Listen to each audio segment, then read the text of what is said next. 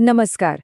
अच्छा, एसएससी और रेलवे जैसे एग्जाम्स की तैयारी में जनरल नॉलेज का एक टॉपिक है जो कई लोगों को बहुत परेशान करता है, और वो है भारतीय शास्त्रीय नृत्य।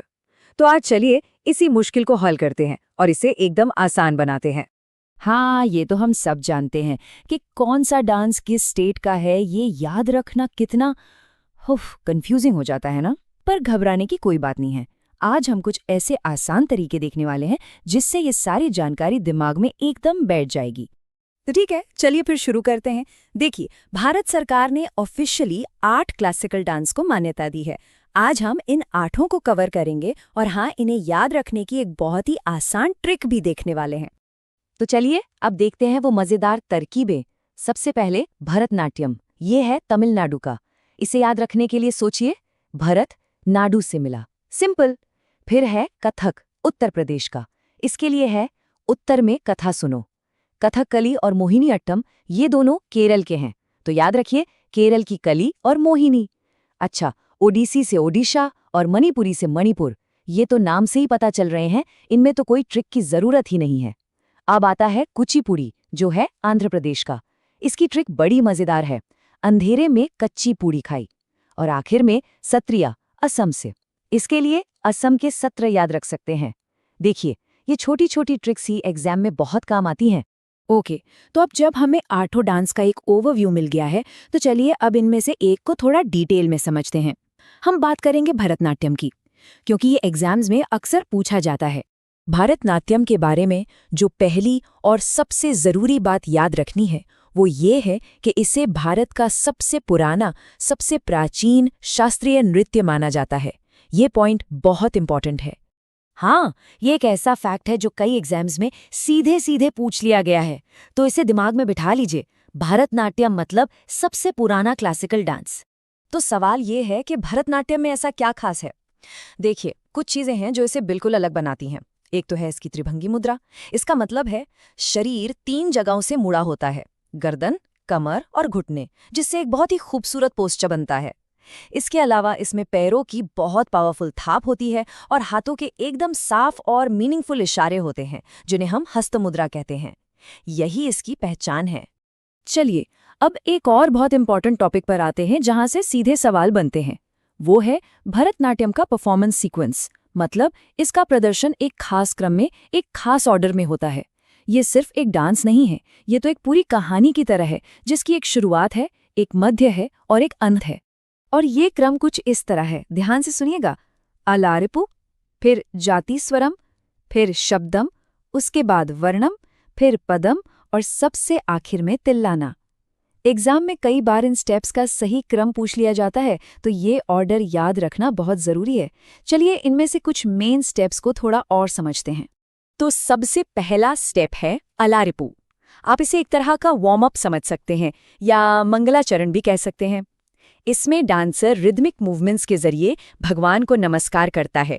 ये परफॉर्मेंस की शुरुआत का सिग्नल होता है। इसके बाद जो वर्णम है, वो पूरे परफॉर्मेंस का सबसे मुश्किल और सबसे सेंट्रल पार्ट है। मतलब यही वो हिस्सा है जहां डांसर अपनी कला का पूरा जौहर दिखाता है। इसमें इमोशन, रिदम, ड्रामा सब कुछ होता है। आप कह सकते हैं कि यही भरतनाट्यम का असली सार है। और फिर परफॉर्मेंस का ग्रैंड फिनाले होता है तिल्लाना के साथ। ये एक बहुत ही एनर्जेटिक और खुशी भरा हिस्सा होता है। इसमें मुश्किल फुटवर्क और खूबसूरत पोस्चर्स के जरिए नारी के सौंदर्य को दिखाया जाता है। ये एक शानदार क्लाइमैक्स होता है पूरी परफॉर्मेंस का। अच्छा, जैसे हम संगीत में अलग अलग घराने सुनते हैं या हर कला के अलग अलग स्कूल होते हैं, बिल्कुल वैसे ही भरतनाट्यम की भी कई रीजनल स्टाइल्स यानी शैलियां हैं। और हाँ, ये भी एग्जाम के लिहाज से इम्पोर्टेंट हो सकती हैं। हमारे सोर्स मटेरियल में भी इन अलग अलग स्टाइल्स का जिक्र है, और इससे ये पता चलता है कि ये डांस फॉर्म कितना ज्यादा रिच और डाइवर्स है। मतलब एक ही डांस के कितने सारे रूप हैं। अब यहाँ पर कुछ मेन स्टाइल्स के नाम हैं, जैसे कि मेलत्तूर, पंडानल्लूर और कलाक्षेत्र। देखिए, इन सब के डिटेल में जाने की जरूरत नहीं है, बस इन नामों से एक जान पहचान होनी चाहिए, क्योंकि अगर पेपर मुश्किल बना तो यहाँ से सवाल आ सकता है। और आखिर में ये समझना बहुत जरूरी है कि भरतनाट्यम सिर्फ एक डांस नहीं है, ये भक्ति का, डिवोशन का एक तरीका है, जैसा कि इस कोट में भी कहा गया है, ये दक्षिण भारत के धार्मिक थीम्स, खासकर शैव धर्म के आध्यात्मिक विचारों को एक्सप्रेस करने का एक माध्यम है। और यही बात हमें एक बड़े सवाल पर लाती है। जब हम इन फैक्ट्स को पढ़ते हैं, इन स्ट्रक्चर्स को समझते हैं, तो क्या हम सिर्फ एक जीके का सवाल तैयार कर रहे होते हैं या फिर अपनी संस्कृति की एक गहरी, एक समृद्ध विरासत को समझ रहे होते हैं? तो अगली बार जब भी भरतनाट्यम का नाम सामने आए तो उसे सिर्फ एक एग्जाम के टॉपिक की तरह मत देखिएगा, बल्कि भारत। तो आप बिल्कुल अकेले नहीं हैं, लेकिन फिक्र मत कीजिए, आज हम इसे मिलकर एकदम आसान बना देंगे। तो आज हम क्या क्या कवर करने वाले हैं? सबसे पहले भरतनाट्यम की दुनिया को समझेंगे, फिर इसके कुछ खास शब्दों को जानेंगे, इसकी 7 प्रमुख शैलियों पर नजर डालेंगे और आखिर में 2 महान कलाकारों मृणालिनी साराभाई और सोनल मानसिंह के बारे में जानेंगे। तो चलिए शुरू करते हैं। देखिए, किसी भी टॉपिक को समझने के लिए उसकी जड़ को जानना बहुत जरूरी है और भरतनाट्यम की जड़ उसके परिचय में ही है। तो भरतनाट्यम जो है वो दक्षिण भारत का एक बहुत ही पुराना और सम्मानित शास्त्रीय नृत्य है। यह सिर्फ एक डांस फॉर्म नहीं है, बल्कि एक तरह से शैव और शाक्त परंपरा के जो आध्यात्मिक विचार हैं उनको एक्सप्रेस करने का एक माध्यम है। अच्छा, अब आते हैं उन शब्दों पर जो अक्सर परीक्षा में कंफ्यूज कर देते हैं। इन्हें आज हम ऐसे समझेंगे कि फिर कभी नहीं भूलेंगे।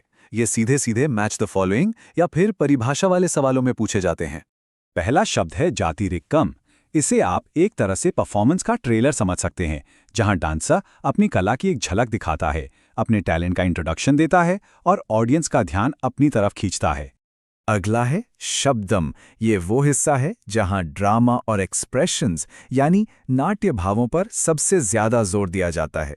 यहां डांस के जरिए एक कहानी कही जाती है जिसमें इमोशंस को बड़ी खूबसूरती से दिखाया जाता है। फिर आता है वर्णम। इसे परफॉर्मेंस का दिल माना जाता है। ये सबसे लंबा और सबसे मुश्किल हिस्सा होता है, जिसमें ताल, भाव और नृत्य तीनों का एक कमाल का कॉम्बिनेशन देखने को मिलता है। अब बात करते हैं पदम की। ये भक्ति से भरी एक धीमी और इमोशनल प्रस्तुति होती है। और हाँ, ये जरूर याद रखिएगा कि इसमें 7 पंक्तियां होती हैं।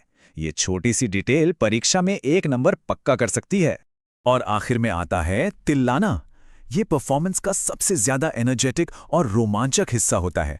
इसकी तेज गति, मुश्किल ताल और सुंदर पोज ऑडियंस को बांध कर रख देते हैं। ये एक तरह से ग्रैंड फिनाले होता है। चलिए, अब भरतनाट्यम की अलग अलग शैलियों या कह लें घरानों की दुनिया में चलते हैं। ये एक ऐसा टॉपिक है जो एग्जामिनर्स का फेवरेट है, तो इस पर खास ध्यान देना है। ये हैं वो 7 प्रमुख शैलियां: मेलत्तूर, पंडनल्लूर, कलाक्षेत्र, तंजौर, वजुबूर, मैसूर और कलामंडलम। हम इन्हें याद रखने के लिए कोई मजेदार शॉर्टकट बना सकते हैं। वैसे सबसे अच्छा तरीका होता है अपना खुद का कोई तरीका बनाना। अब उन सितारों की बात करते हैं जिन्होंने भरतनाट्यम को पूरी दुनिया में एक पहचान दी। कलाकारों से जुड़े सवाल तो हमेशा ही बनते हैं, तो चलिए शुरुआत करते हैं महान मृणालिनी साराभाई से। आगे हम जो भी जानकारी देखने वाले हैं वो सीधे उन नोट्स से ली गई हैं जो टॉपर्स अपनी परीक्षा की तैयारी के लिए बनाते हैं, तो आप समझ ही सकते हैं कि ये कितनी ज़्यादा ज़रूरी है। तो मृणालिनी साराभाई तमिलनाडु से थीं। उनके अवार्ड्स के साल याद रखना बहुत ज़रूरी है। 1968 में पद्मश्री, 2001 में पद्म भूषण और 2016 में पद्म विभूषण। उनकी आत्मकथा का नाम है द पैशन फॉर डांस और वो भरतनाट्यम के साथ साथ कुचिपुड़ी में भी माहिर थीं। अब मिलते हैं शास्त्रीय नृत्य की एक और दिग्गज सोनल मानसिंह से। चलिए देखते हैं कि इनके बारे में कौन से फैक्ट्स हैं जो हमें याद रखने हैं और जो सीधे परीक्षा में आ सकते हैं। और एक बार फिर यह जानकारी सीधे एग्जाम फोकस स्टडी नोट से ली गई है, जो इस बात की गारंटी है कि ये कितनी रेलेवेंट है। सोनल मानसिंह मुंबई से हैं। उन्हें 1992 में पद्म भूषण और 2003 में पद्म विभूषण मिला। और ये जो पॉइंट है ये सुपर इंपॉर्टेंट है। वो पद्म विभूषण पाने वाली सबसे कम उम्र की हस्ती हैं। ये फैक्ट तो एग्जाम के लिए हॉट टॉपिक है। वो 2018 में राज्यसभा सांसद भी बनी और भरतनाट्यम के साथ साथ ओडिसी में भी पारंगत हैं। इस साल को दिमाग में अच्छी तरह बैठा लीजिए, 2003। यही वो साल है जब सोनल मानसिंह ने इतिहास बनाया और सबसे कम उम्र में पद्म विभूषण हासिल किया। इस तरह के साल सीधे सीधे सवाल में पूछ लिए जाते हैं। अब जरा इन दोनों महान कलाकारों की तुलना करते हैं, क्योंकि ऐसे तुलना वाले सवाल एग्जाम में अक्सर आते हैं। मृणालिनी साराभाई भरतनाट्यम और कुचिपुड़ी से जुड़ी थीं, जबकि सोनल मानसिंह भरतनाट्यम और ओडिशी से। ये छोटा सा फर्क याद रखना बहुत जरूरी है। तो आज हमने भरतनाट्यम के कुछ सबसे जरूरी पहलुओं को कवर किया। अब एक सवाल सबके लिए, अपनी परीक्षा की तैयारी के लिए और कौन से कलाकार और कला रूप महत्वपूर्ण हैं? देखिए, इस तरह से स्ट्रक्चर्ड तरीके से पढ़ना ही कामयाब। नमस्कार। एसएससी और रेलवे एग्जाम्स में आर्ट एंड कल्चर के जो मुश्किल सवाल आते हैं ना, आज उनकी बात करेंगे। चलिए मिलकर इन्हें एकदम आसान बनाते हैं। हाँ, ये दिक्कत तो बहुत लोगों के साथ होती है। जब जनरल नॉलेज की तैयारी कर रहे होते हैं तो इतने सारे नाम, तारीखें, सब कुछ याद रखना सच में एक बहुत बड़ा चैलेंज बन जाता है। तो इसी मुश्किल को आसान बनाने के लिए आज हम सिर्फ उन टॉपिक्स पर फोकस करेंगे जो एग्जाम्स में बार बार पूछे जाते हैं, और देखेंगे कि इन्हें आसानी से कैसे समझा जाए। तो आज का हमारा सफर कुछ ऐसा रहेगा। हम कुछ जरूरी एग्जाम क्वेश्चंस देखेंगे, भारत के क्लासिकल डांस के बारे में जानेंगे, कुछ मशहूर कलाकारों और उनकी कला को समझेंगे, फिर क्लासिकल भाषाओं की बात करेंगे, और आखिर में इन सबको याद रखने के लिए कुछ स्मार्ट ट्रिक्स पर भी नजर डालेंगे। चलिए शुरू करते हैं एक स्मार्ट अप्रोच के साथ। सबसे पहला काम है उन टॉपिक्स को पहचानना जो एग्जाम में बार बार आते हैं, जैसे कि क्लासिकल डांसेस और लैंग्वेजेस। अगर इन पर पकड़ बना ली तो कम मेहनत में ज्यादा नंबर पक्के हो सकते हैं। तो सबसे पहले बात करते हैं भारत के शास्त्रीय नृत्यों की, और इसे अच्छे से समझने के लिए हम एक केस स्टडी लेते हैं कुचिपुड़ी की, जो एग्जाम्स का एक बहुत ही पसंदीदा टॉपिक है। ये देखिए, कुचिपुड़ी डांस, जैसा कि नाम से ही थोड़ा अंदाजा लगता है, आंध्र प्रदेश के कृष्णा जिले में एक गांव है कुचिपुड़ी, वहीं से इसकी शुरुआत हुई। ये पॉइंट बहुत जरूरी है, इसे याद रखना है। अब देखते हैं कि कुचिपुड़ी को क्या चीज खास बनाती है। पहली बात, इसमें फुटवर्क यानी पैरों की चाल बहुत तेज होती है। दूसरा, इसमें एक्टिंग यानी भाव भंगिमा पर बहुत जोर दिया जाता है। और इसकी सबसे यूनिक चीज है तरंगम। इसमें कलाकार पीतल की थाली के किनारों पर खड़े होकर डांस करते हैं। कमाल है ना? इस पर कर्नाटक की नाट्य शैली यक्षगान का भी असर देखने को मिलता है। और हाँ, परफॉर्मेंस की शुरुआत अक्सर गणेश वंदना से होती है, और इसमें जतिस्वरम जैसे शुद्ध डांस के हिस्से भी होते हैं।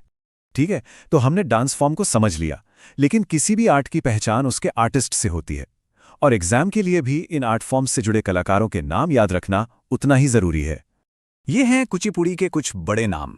इनमें से राजा और राधा रेड्डी और यामिनी कृष्णमूर्ति, ये नाम तो बिल्कुल रट लेने हैं, क्योंकि ये एग्जाम्स में अक्सर दिख जाते हैं। तो जब भी कुचिपुड़ी का नाम आए, ये नाम दिमाग में आने चाहिए। और ये कुछ दूसरे जरूरी कलाकारों के लिस्ट है। देखिए, अक्सर मैच द फॉलोइंग वाले सवाल आते हैं, जहां एक तरफ कलाकार का नाम होता है और दूसरी तरफ उनका आर्ट फॉर्म। तो इस लिस्ट पर भी एक अच्छी नजर डालनी होगी। चलिए अब डांस से आगे बढ़ते हैं और आते हैं एक और बहुत ही जरूरी टॉपिक पर, भारत की शास्त्रीय भाषाएं। और यहां सबसे जरूरी चीज है इनकी टाइमलाइन, मतलब किस भाषा को कब मान्यता मिली। ये क्रोनोलॉजी याद रखना बहुत जरूरी है। इस स्लाइड में भारत सरकार की ऑफिशियल लिस्ट है, जिसमें उन भाषाओं के नाम हैं जिन्हें शास्त्रीय यानी क्लासिकल का दर्जा मिला है। इन भाषाओं के नाम और उनका साल, ये दोनों ही डायरेक्ट सवाल बनकर आ सकते हैं। तो ये रही वो टाइमलाइन जिसे हमें याद रखना है। सफर शुरू होता है 2004 में तमिल के साथ। ये पहली भाषा थी। ठीक अगले साल 2005 में संस्कृत को ये दर्जा मिला। फिर 2008 में एक साथ दो भाषाओं को, कन्नड़ और तेलुगु। 2013 में मलयालम और 2014 में ओडिया। और सबसे लेटेस्ट 2024 में एक साथ कई भाषाएं जुड़ी हैं, मराठी, पाली, प्राकृत, असमिया और बंगाली। ये नया अपडेट बहुत जरूरी है। तो हमने मेन टॉपिक्स तो देख लिए। अब बारी है कुछ स्मार्ट ट्रिक्स की और उनकी पॉइंट्स को दोहराने की, जो एग्जाम के दिन हमें सब कुछ याद रखने में मदद करेंगे। देखिए, तारीखें याद करना थोड़ा मुश्किल हो सकता है, तो चलिए एक छोटी सी कहानी बनाते हैं। सोचिए, 2004 में कोई तमिल सीखने गया। अगले साल 2005 में उसने संस्कृत सीखी। फिर 2008 में उसकी दोस्ती कन्नड़ और तेलुगु बोलने वालों से हुई। 2013 तक उसने मलयालम भी सीख ली, और 2014 में ओडिया। और अब 2024 में वो मराठी, पाली, प्राकृत, असमिया और बंगाली भी सीख रहा है ना आसान? तो ये रही हमारी फाइनल एग्जाम चेकलिस्ट। सबसे पहला, आर्टिस्ट को उनके आर्ट फॉर्म से जुड़ना है, जैसे राजा रेड्डी मतलब कुचिपुड़ी। दूसरा, डांस कहाँ का है वो राज्य याद रखना है, कुचिपुड़ी मतलब आंध्र प्रदेश। तीसरा, भाषाओं की टाइमलाइंस, खासकर पहली भाषा तमिल 2004 और दूसरी संस्कृत 2005। और चौथा और सबसे जरूरी, 2024 के नए एडिशंस को बिल्कुल नहीं भूलना है। तो आज हमने क्लासिकल डांस और भाषाओं से जुड़े कुछ सबसे जरूरी फैक्ट्स को कवर किया। लेकिन भारत की कला और संस्कृति का सागर तो बहुत गहरा है। तो अब सवाल ये है कि क्या हम अगली चुनौती के लिए तैयार हैं? मतलब भारत के रंग बिरंगे लोक नृत्यों की दुनिया में गोता लगाने के लिए।